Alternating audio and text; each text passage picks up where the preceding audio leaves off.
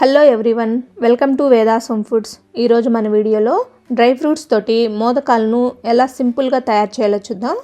ఈ మోదకాల ప్రిపరేషన్ కోసం ముందుగా ఒక ప్యాన్లోకి 1 టేబుల్ స్పూన్ వరకు నెయ్యిని యాడ్ చేసుకోండి.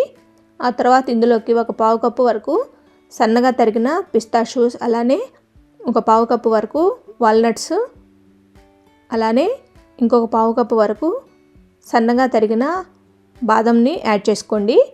అలానే ఇంకొక 1/4 కప్పు వరకు బాగా సన్నగా తరిగిన క్యాష్యూ నట్స్ని కూడా యాడ్ చేసుకోండి.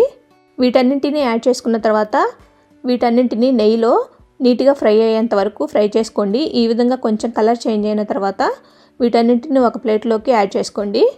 ఇలా ప్లేట్లోకి యాడ్ చేసుకున్న తర్వాత వీటిని పక్కన పెట్టేసుకొని అదే ప్యాన్లోకి 1 టేబుల్ స్పూన్ వరకు నెయ్యిని యాడ్ చేసుకోండి.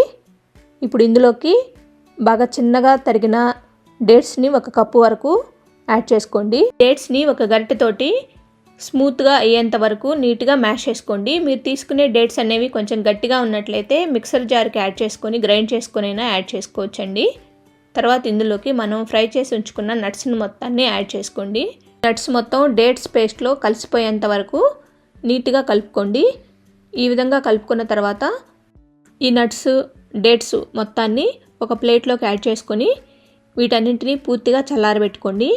ఇవి పూర్తిగా చల్లారిన తర్వాత చేత్తోటి మరొకసారి నీట్గా కలుపుకోండి. ఈ విధంగా కలుపుకున్న తర్వాత వీటిని మనం ఇప్పుడు మోదకాలు ప్రిపేర్ చేసుకుందామండి. ఇలాంటి మోదకాలు ప్రిపేర్ చేసుకునే మోదక మేకర్ని తీసుకొని డేట్స్ అండ్ నట్స్ మిక్చర్ని కొంచెం కొంచెంగా ఈ మోదక మేకర్లో పెట్టుకుంటూ నీట్గా ఈ వీడియోలో చూపించిన విధంగా మోదకాలను ప్రిపేర్ చేసుకోండి. ఇదే విధంగా సేమ్ ప్రాసెస్ని ఫాలో అవుతూ మిగిలిన అన్ని మోదకాలను కూడా ప్రిపేర్ చేసుకోండి. చూసారు కదా ఎంత సింపుల్గా మనకి మోదకాలు రెడీ అయ్యాయో.